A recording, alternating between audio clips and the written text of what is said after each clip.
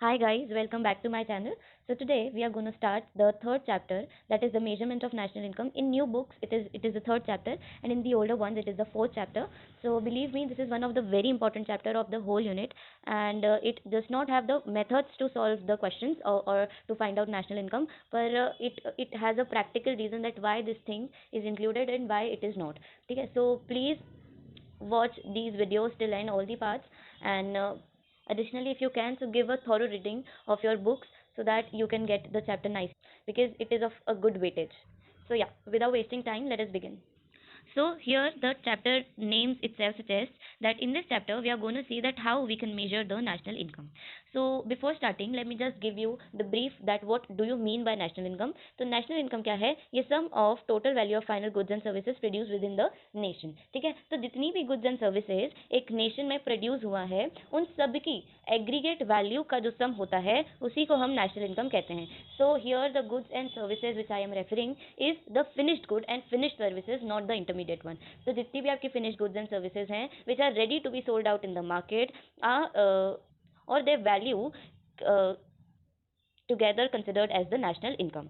So yeah, while calculating national income, we are provided with three major formulas with which we can find out the national income. In the question generally, you will be given the information of one of the method and accordingly you have to put the method. तो यहाँ पे आपको और का option नहीं आता कि do it with income method और value added method. Every formula has some its own components and you have to use them to get the answer. तो उसी के अकॉर्डिंग ये मेथड्स अपने आप में डिफरेंशिएटेड हैं.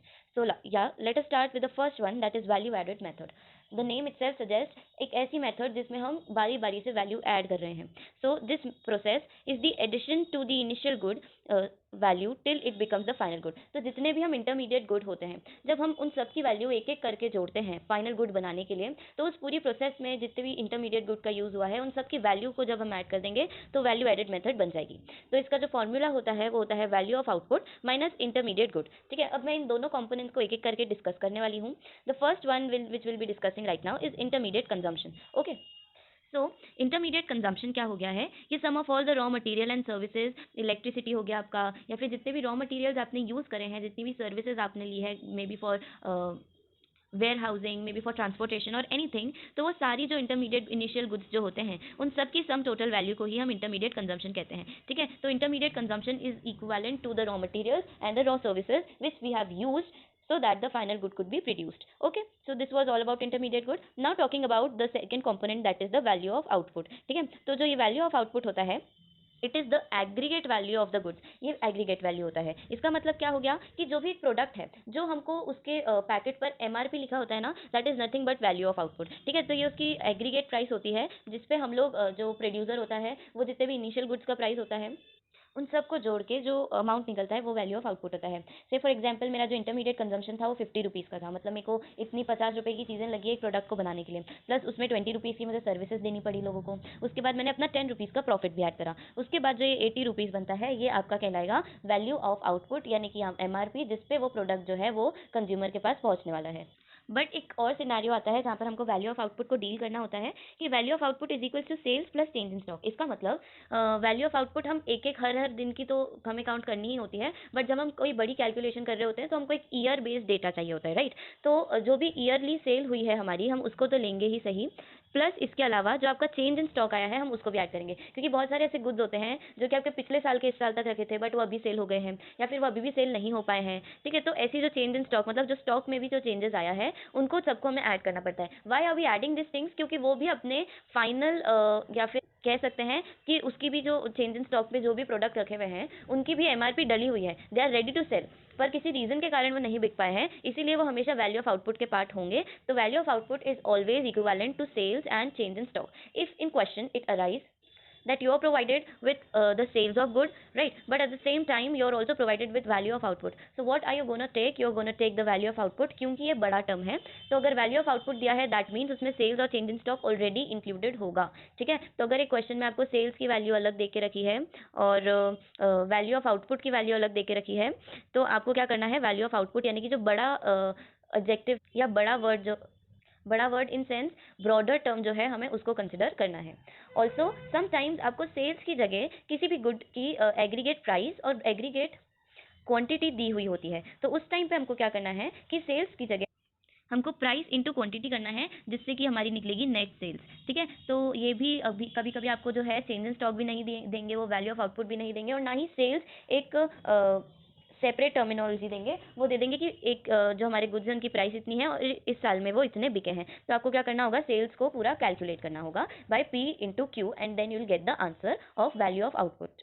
तो या अगर मैं कॉन्सेप्चुअल बात करूँ वैल्यू एडेड मेथड की, तो वैल्यू एडेड जो है एक एंटरप्राइज का, सपोज मैंने इस साल में इतने गुड्स प्रोड्यूस करे, इतने फाइनल गुड्स प्रोड्यूस करें, ठीक है, वहीं पर जो सिमिलर मेरे कंपीटिटर्स हैं उन एंटरप्राइजेस का भी मैं ये डेटा कलेक्ट करूंगी, ठीक है, और एक एग्रीगेट लेवल पे पूरी सेक्टर का डेटा कलेक्ट करूंगी और फिर पूरे नेशन का डेटा कलेक्ट करूंगी। तो जब मैं ये सब चीज़ें एक एग्रीगेट लेवल पे कलेक्ट कर लूंगी तो कहलाएगा GDP-MP, that is gross domestic product at market price. तो जब हम एक एंटरप्राइज की बात कर रहे हैं तो उसको हम कहते हैं GVA at MP, that is the gross value added at market price. पर अगर वही जो है GVA-MP हम हर एक एंटरप्राइज का यानी कि ऑल द का निकालेंगे तो फिर उसके बाद उस GVA-MP का समेशन हो जाएगा, मतलब सारी एंटरप्राइज का जो GVA आया है उसको हम प्लस करेंगे, and that summation is called as GDP-MP, Gross Domestic Product at Market Price. Hope I am clear. I am repeating it once again. जब हम एक एंटरप्राइज की बात करते हैं तो जो भी उसका डेटा आता है उसको हम कहते हैं GVA-MP, ठीक है, और जब हम सारी एंटरप्राइजेस की बात करते हैं, नेशनल लेवल पे बात करते हैं, तो वो कहलाता है GDP-MP। Okay, and don't worry, usually question जो हैं वो GDP-MP पर आते हैं। GVA-MP तो केवल इस फॉर्मूले के लिए टर्म है, इसका कुछ कन्वर्जन एज सच होता नहीं है। सो यार this is what is return which I have explain you. इसके अलावा अगर मैं बात करूँ तो वहीं पर जब अगर यहाँ इस फॉर्मूले से तो हम निकाल सकते हैं GVA-MP, और फिर GVA-MP से हम निकाल सकते हैं भाई GDP-MP, बट उसके आगे क्या, हमको तो नेशनल इनकम फाइंड करनी है ना, और ये जो GDP-MP है उसका नाम क्या होता है बेटा, domestic income. GDP-MP is always domestic income, और नेशनल इनकम फाइंड करनी है तो वो हम कैसे निकालेंगे। So for that we need to do some conversion which I will be telling you. So as I have told you, GDP-MP जो होता है ये क्या होती है, हमारी डोमेस्टिक इनकम, राइट।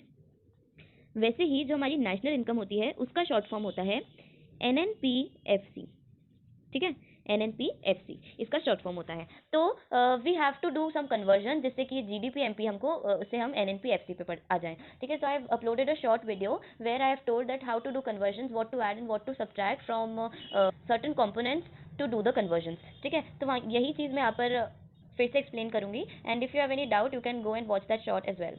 तो या GDP-MP को यहाँ पर हमने सेपरेटली लिख लिया है, ग्रॉस डोमेस्टिक प्रोडक्ट और एक मार्केट प्राइस। सिमिलरली हमने नेट नेशनल प्रोडक्ट को सेपरेटली लिख लिया है, नेट नेशनल प्रोडक्ट और at factor cost. Okay, when we have to go gross से नेशनल पर, क्योंकि अभी तक हमारा GDP आ चुका है, तो जब हम ग्रॉस से नेट प्रोडक्ट पे जाते हैं तो हमेशा डेप्रिसिएशन ऐड हो जाता है। सिमिलरली जब हम डोमेस्टिक प्रोडक्ट से नेशनल प्रोडक्ट पर आते हैं तो कोई भी डोमेस्टिक प्रोडक्ट नेशनल प्रोडक्ट तब कहलाएगा जब उसमें एन फीफा की वैल्यू ऐड हो जाएगी, एंड देन MP यानी मार्केट प्राइस से हम फैक्टर कॉस्ट पर तब आएंगे जब उसमें से NIT यानी कि आपकी इनडायरेक्ट टैक्सेस और सब्सिडीज रिड्यूस हो जाएंगे। तो ऐसे करके हम GDP-MP से NNPFC यानी कि डोमेस्टिक इनकम से नेशनल इनकम तक पहुंच सकते हैं। सो वही चीज़ जो मैंने अभी आपको समझाई है उसको मैंने एक रिटर्न फॉर्म में लिख दिया है, हॉरिजॉन्टल फॉर्म में लिख दिया है कि NNPFC यानी कि नेशनल इनकम निकालने के लिए जब आपको डोमेस्टिक इनकम मिल जाए उसमें आपको डेप्रिसिएशन को ऐड कर देना है, एन फीफा को भी ऐड कर देना है और NIT को माइनस कर देना है। If you have watch the video of the second chapter you must be knowing कि एन फीफा निकालने के लिए हम फीफा माइनस फीटा करते थे, और NIT निकालने के लिए हम IT माइनस सब्सिडी किया करते थे। तो आई होप आपको वो आता होगा, और अगर आपको ये नहीं पता so you can go and watch that video, you will get the clarification for sure. So ये हमने अभी देखा कि कैसे हम वैल्यू एडेड मेथड को सॉल्व करते हैं, क्या उसका कॉन्सेप्ट होता है, और किस तरह हम वैल्यू एडेड मेथड की मदद से नेशनल इनकम तक पहुंच सकते हैं, ठीक है। अब इसमें कुछ प्रिकॉशंस हैं जो कि बहुत नेसेसरी है कि आपको पता हो, क्योंकि बोर्ड्स में जनरली क्वेश्चन मतलब यूजुअली क्वेश्चन आ जाते हैं 1-2 नंबर में कि why this thing is not included in national income, why this is not included in value added method, ठीक है। तो ये कुछ प्रिकॉशंस है जो मैं आपको बता देती हूँ। पहला उसमें से है कि कभी भी हम इंटरमीडिएट कंजम्पशन को इंक्लूड नहीं करते हैं, है ना। हमने अभी भी देखा कि जो IC यानी इंटरमीडिएट कंजम्पशन है उसको हम सब्ट्रैक्ट कर रहे थे। क्यों हम सब्ट्रैक्ट करते हैं, क्योंकि हम अगर इंटरमीडिएट वैल्यू को अलग काउंट करें और फाइनल वैल्यू को अलग काउंट करें तो डबल काउंटिंग हो जाएगी। सो टू अवॉइड दैट सिचुएशन हम इंटरमीडिएट गुड्स को हमेशा इंक्लूड नहीं करते हैं नेशनल इनकम के कैलकुलेशन में। सेकेंड पॉइंट इज, जब भी हम सेल्फ कंजम्पशन गुड्स बनाते हैं तो उसको हम इंक्लूड करेंगे। से फॉर एग्जांपल मेरी स्टेशनरी की फर्म है, ठीक है, और मैंने पेन प्रोड्यूस करे हैं, अभी मुझे वो पेन मेरे ही अकाउंट्स को मेरे अकाउंट्स को या फिर किसी भी काम के लिए मुझे पेन चाहिए, so if I am taking that pain, so it doesn't mean कि वो नेशनल इनकम में इंक्लूड नहीं होगा, वो डेफिनेटली इंक्लूड होगा, क्योंकि वो एक फाइनल गुड है और उससे एक पूरा गुड्स का रोटेशन हुआ है इकोनॉमिक लेवल पे। ठीक है, अभी किसी भी गुड्स की जो इम्प्यूटेड वैल्यू है, सॉरी नॉट गुड्स बट जो भी इम्प्यूटेड वैल्यू है ओनर्स ऑक्यूपाइड चीज़ों की, उसको भी हम इंक्लूड करेंगे। से फॉर एग्जांपल मेरी एक फर्म है और दिवाली के लिए मैं जितने भी मेरे सर्वेंट्स हैं या फिर जितने भी हेल्पर्स हैं उनको मैं एक कुछ भी यूनिफॉर्म गिफ्ट करती हूँ, so that will be a part of national income. क्यों? क्योंकि मैंने वो मेरे पैसों से खरीद कर मेरे ही सर्विस गिवर्स को गिफ्ट की है, तो मेरे लिए आई मीन ओनर की इम्प्यूटेड वैल्यू हो गई है, तो वो इंक्लूड होगी। ठीक है, अब नेक्स्ट, क्योंकि ये गिफ्ट नहीं है, मैंने उनको फॉर जैसे दिवाली पे एक इंडियन रिचुअल है कि we always give something to somebody in against of the wishes, right, तो ये एक मेरी तरफ से एक जेस्चर है which will not be counted as gift क्योंकि I have paid for it. Okay, next point आता है production of services are not included. अब इसमें फॉर एग्जाम्पल अभी मैंने I was the owner of the firm, if for example I am a teacher and I am teaching to my own child, तो I won't be paying sorry I won't be demanding any payment और any thing in reward from my child और anybody like that, क्योंकि वो मेरी psychological need है। तो अगर आप कोई सर्विसेज खुद से प्रोड्यूस कर रहे हैं तो वो जो है नेशनल इनकम में इंक्लूड नहीं होगी। ठीक है, बट अगर आप गुड्स प्रोड्यूस कर रहे हैं और वो आप खुद से यूज़ कर लेते हैं तो वो इंक्लूड होगा। I hope you got the difference. Next point आता है sales and purchase of second hand goods are not included, again क्योंकि उसकी डबल काउंटिंग हो जाएगी। जब वो एकदम फ्रेश गुड था और जब वो फर्स्ट टाइम परचेज में उसको जब हमने काउंट करा तो हमको सेकंड परचेज में उसको काउंट नहीं करना है। उसके बाद आता है change in stock will be included, तो चेंज इन स्टॉक इंक्लूड होता है, ये मैं आपको पहले ही बता चुकी हूँ। तो या these were all the concepts of precautions you have to take care. So question में अराइव की which why does the production of the goods being done by the owner is included in national income and not services? So I hope you will be able to give the right explanation for that. So yeah, now we'll be starting with the second method, that is the income method. तो इस video को मैं ज़्यादा बड़ा नहीं करूँगी, तो income method का मैं आपको सारी चीज़ें पढ़ा दूँगी एक्सेप्ट फॉर द प्रिकॉशंस, तो वो हम जो है नेक्स्ट वीडियो में कवर करेंगे। And the third method we are gonna cover in the next video, plus ये जितने भी इस चैप्टर के इंपॉर्टेंट फॉर्मूलाज है I will be providing that in the next video. तो यहाँ पर हम इनकम मेथड को समझते हैं without precautions, right. So income method क्या हो गई, नेशनल इनकम और इनकम सेम चीज़ है। तो जब हम जितने भी हमारे नेशन में जितने भी लोग हैं जो फैक्टर्स ऑफ प्रोडक्शन कर रहे हैं या कुछ भी प्रोडक्टिव सर्विसेज दे रहे हैं, ठीक है, उन सब की इनकम को जब हम सम टोटल कर देते हैं, ऐड कर देते हैं, तो हमको जो है टोटल नेशनल इनकम मिल जाती है। अब आप एक प्रैक्टिकल थॉट भी लगाओगे तो national income is nothing but the summation of the incomes which is being earned by each and every citizen of the country who is somewhere indulged in the productive services. Okay, तो income method जो है इसका formula और formula जो है it says कि income method is equal to compensation of employees plus rent plus royalty plus interest plus profit plus mix income. So ये जितनी भी टर्मिनोलॉजीज हैं इनको हम एक एक करके स्टडी करेंगे। तो जिसमें फर्स्ट पॉइंट था वो था कॉम्पनसेशन ऑफ एम्प्लॉइज।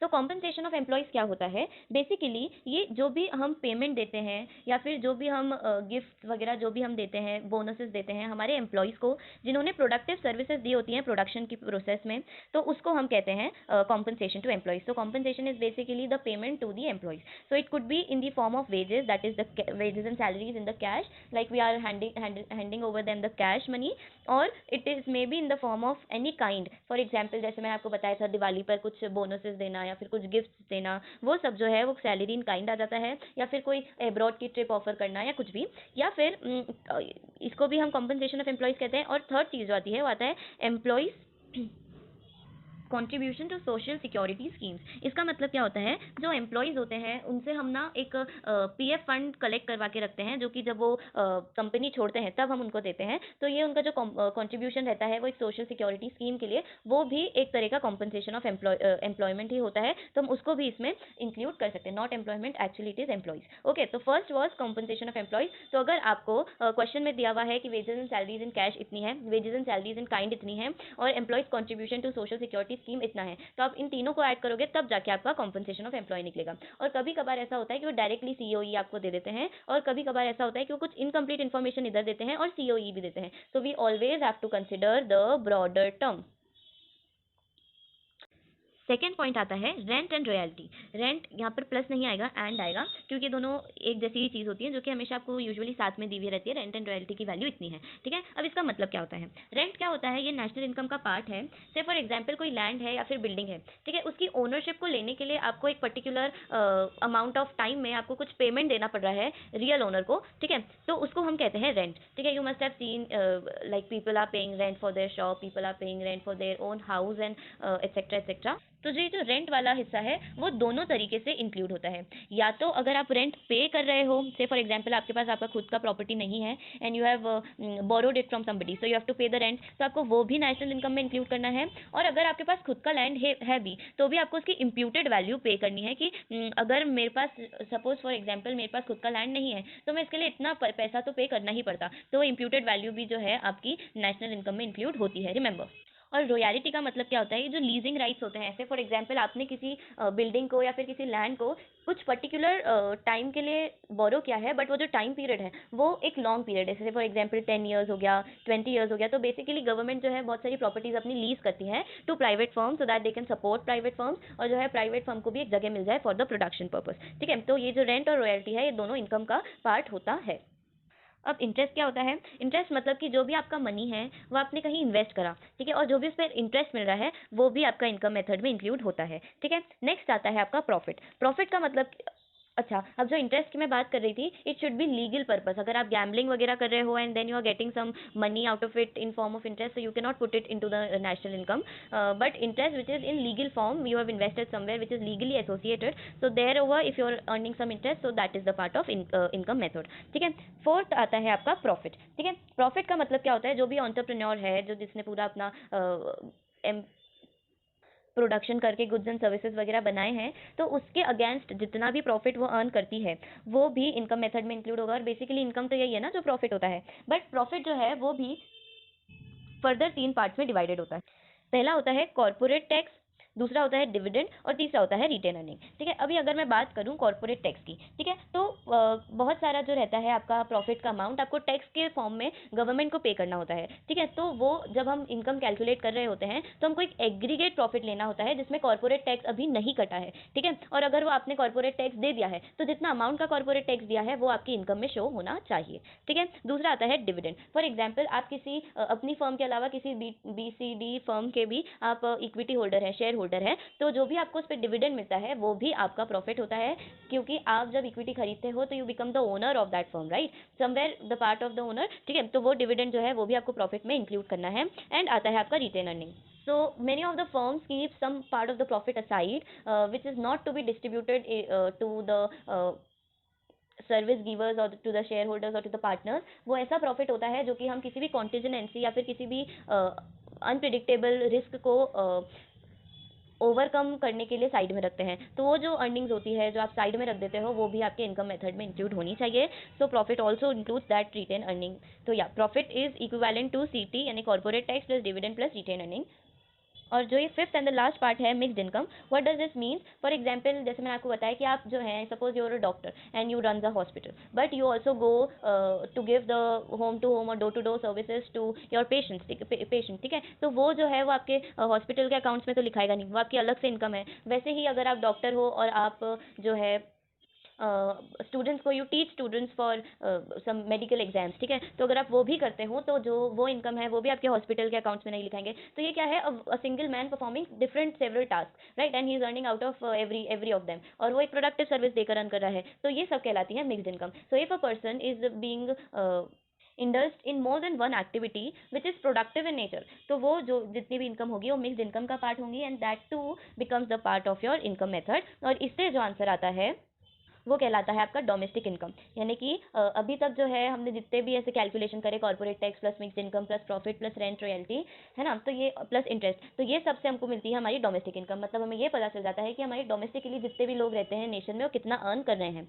ठीक है। जब हमको नेशनल इनकम निकालनी होती है, सो ये दिस NDPFC बिकम्स NNPFC, ठीक है। अभी हमारी net domestic product at factor cost निकला है, बट हमको फाइनली निकालना होता है नेशनल इनकम, तो that is net national product at factor cost. तो इस तक पहुंचने के लिए हमको केवल नेशनल प्रोडक्ट और डोमेस्टिक प्रोडक्ट में कन्वर्जन करना है। हम जो है एनडीपीएफसी में केवल एन फीफा ऐड कर देंगे तो हमको एनएनपीएफसी मिल जाएगा, which is your national income. यहाँ पर ये वही प्रॉफिट के बारे में लिखा है which I have already told you.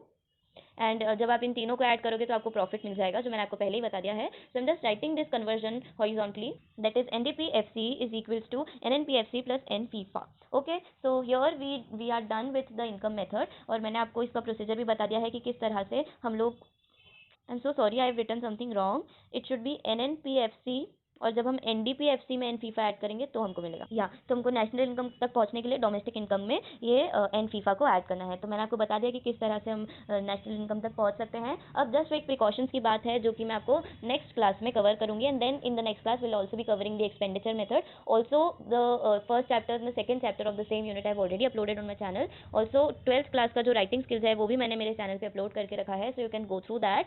And if you have any problem please put that doubt in the comment section, I will definitely entertain it, or if you really like the video and you've got everything, so hit the like button and do subscribe to my channel. Thank you so much.